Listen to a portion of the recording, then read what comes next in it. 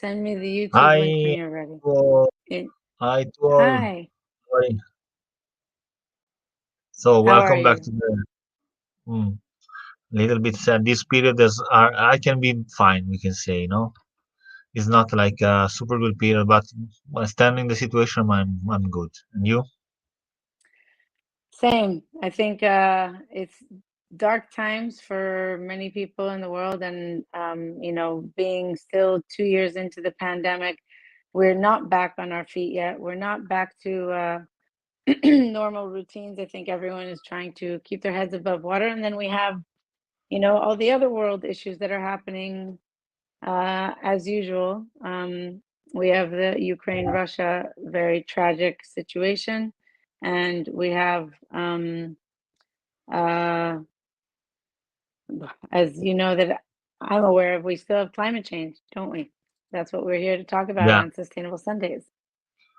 yeah. I think it's truly important to like do not forget that there is climate change happening, and of course we can say that climate change doesn't agree with war at all, and climate No, change it doesn't. uh, I don't know, strategies and for adaptation surely do not require a war scenario.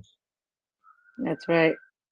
And also, climate change, when we do the entire cycle, has its own kind of calculation that brings us to even more war, doesn't it?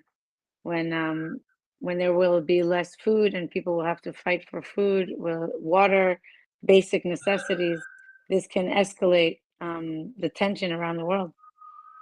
Actually, yes, was about food also several times in the past that the war and the civilization I don't know fighting was addressed on, but now we have to find also that for example energy is an issue in this war especially. I mean, I will not say that it's basically for energy. I will say that there are also different other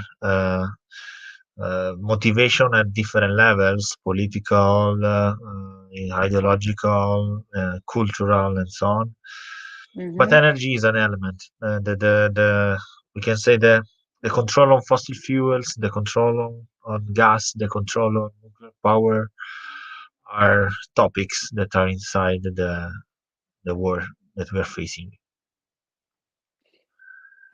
Absolutely. I think for the first time in a long time, or maybe ever, I should say ever, more people are aware of what the impacts of war mean to them Mhm. because we've got social media making it clear, and because it is affecting the fossil fuel prices, the soon to come, and we'll talk about that in a moment, about the impact on the food systems that we have, actually the supply chain of how we in the north, global north, and in the modern Western world, let's call it, are used to going to the supermarket and buying what we need and want while the farmers grow it, etc.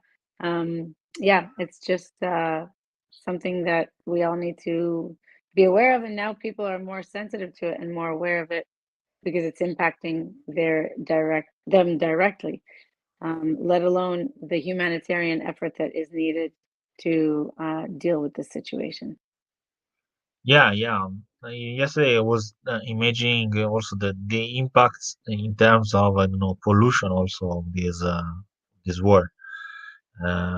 We have like a Absolutely. country fully crossed by super consumptive vehicles like the tanks, like the powder, the shoot powder, the also the metals all around. I mean, it's not like a shower of wealthy for the earth and for the soil, such kind of situation. And Absolutely. yeah, so it's interesting also to think about the environmental impact of the war. And this is Absolutely. crazy. This is crazy because like 6 months ago we were like all together signing an agreement and talking about that we want to decarbonize the world and so on. So words. Well, I think that's where we speaking to the leaders and being able to get updates on the front lines of what's really at hand and what do they have to juggle, what kind of deals, and I want to call it diplomacy, the diplomatic kind of scenario that we have on a global scale with globalization, which we are already in globalization. Even if you buy your t-shirts from a shop that has them manufactured in China, that is globalization. We are Yeah. dependent on one another. If we're buying fossil fuels from other countries, here we go. Russia is blocking it. Boom, we're affected globally. I mean, if Corona wasn't enough to say we're all breathing the same air, so and definitely, of course, all the chemicals and the pollution of bombs and weapons, and as you said, even the vehicles that are riding on the earth and ruining the soil and the quality of the air, let alone the chemicals that are there affecting the people, and then the water systems, and then the food systems, and yeah, it's all part of climate change, and the effects of that afterwards are the reason why what we talk about when we're doing frontline climate change work is to protect our future and Yeah. humanity. Yeah. And actually, it's a like I really I still not understand how we can think about talk about future. We can think about future, of course. We have to think about a better future, of course. But how we have told about future since now, and now we are in this scenario. Yesterday, I'll tell you this, Moran, this nice fact. A friend of mine Hmm. had a child, and Yay! he messaged me, said, "Oh, he's Congratulations! born." Yeah, yeah, Maria. So, Maria, we can greet her. And congratulations and welcome Hi, to Julio. Maria. Congratulations and welcome to the world. We are making it better for you. We really are. Yeah, yeah. And exactly was my reaction. I was saying, sorry for such a mess. We are trying to make it the better, but sorry for such a mess. Julio is the Hmm. guy that the name of the baby is Julio. Oh, I say, Julio. yeah, yeah. Maria is the mother. Congratulations, Julio. Yeah.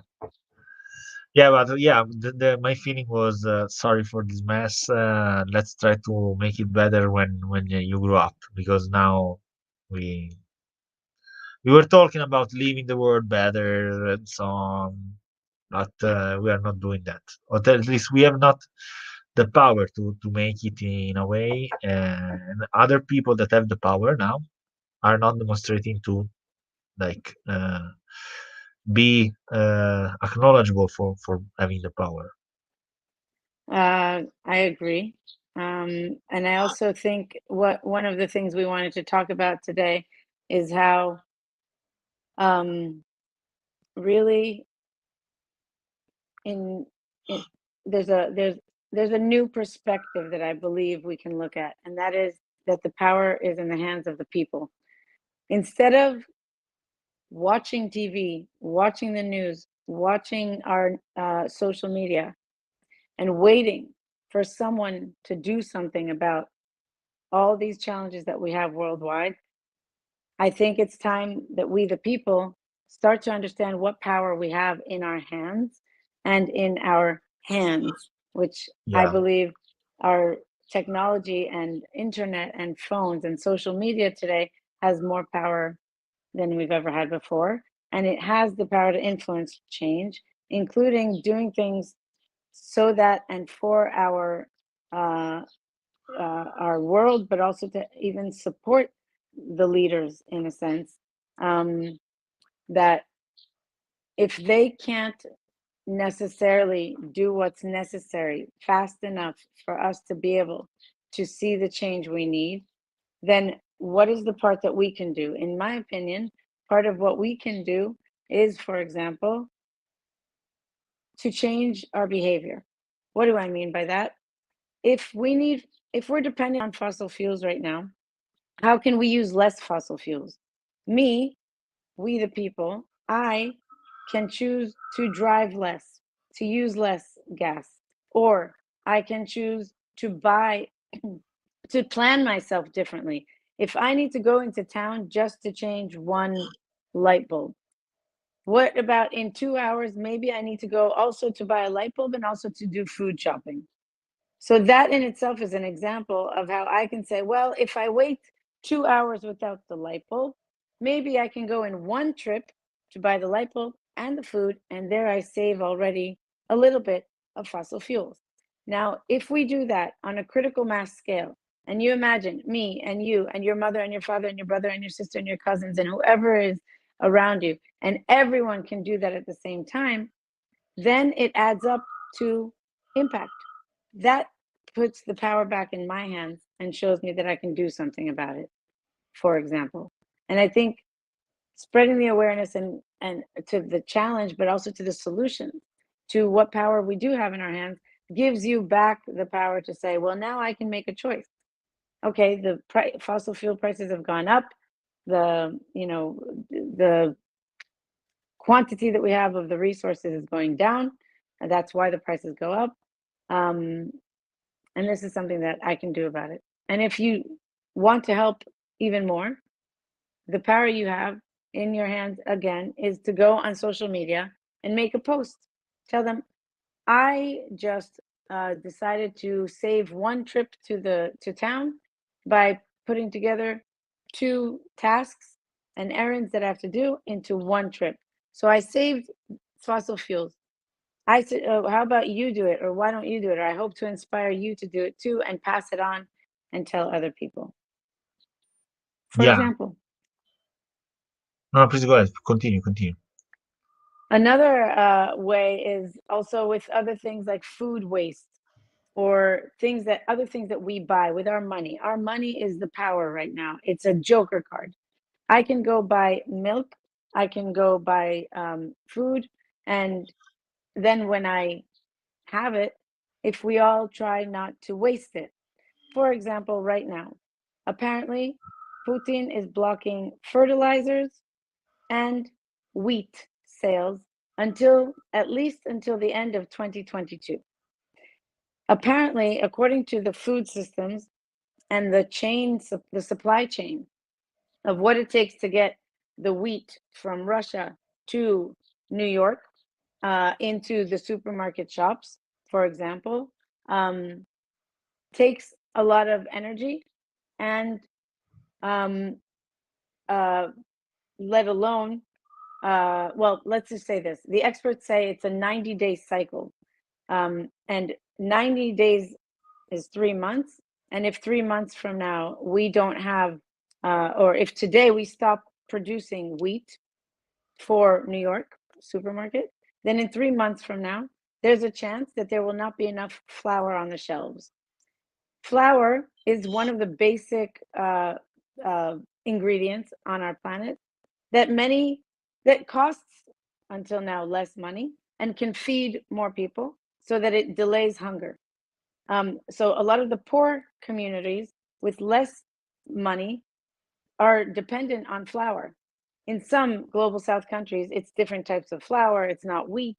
That might be actually a solution for them right now, but we're talking about global famine levels, okay? If I can purchase and manage my resources better with the money that I have, for example, I buy a pound of flour or a kilogram of flour, or I buy 10 tomatoes. As long as I use it and I don't waste it and I don't throw away food that other people could have eaten, I'm already actually bringing back the power to my hands because I'm taking control of the money, of the joker card that we have. I'm using my money in a way that isn't being wasted as much as today. A lot of people overbuy. They buy food, they buy clothing, and then they throw it away. They don't even use it, they don't eat it, it goes bad. That's one thing. Plus, who we buy from now moving forward, we as a global community, as a human species, as a collective, as a matter of fact, at some point, maybe in a future broadcast, we can talk about who are these people. But there are many people on the ground who are not even known or spoken about, but are working on solutions to this. are working on alternatives, are working on how do we get a more sustainable supply chain for food. And this is global, but we're going to need to transition. And this war with Russia and Ukraine right now, and the way it's impacting the rest of the world, is an example and an opportunity for us to learn and start practicing how to work together, not only watching and waiting for our leaders to do something about it, but take it into our hands and understand that every choice I make actually has long-term impact, not only on myself, but others. I totally agree, and surely this situation will not help to find a multilateral agreement. But okay, we will face these arguments of the multilateralism and the war maybe in another appointment of Sustainable Sunday. For today, we want to highlight some messages. Was like a little bit shorter version than the usual, but very important to assess because the moment is crucial and we need to stay there.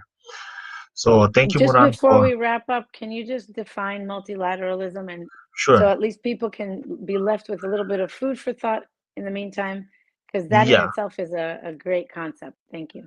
actually, multilateralism is the approach, for example, for international agreement by which the agreement can taken from the different states, the different altogether, basically, no.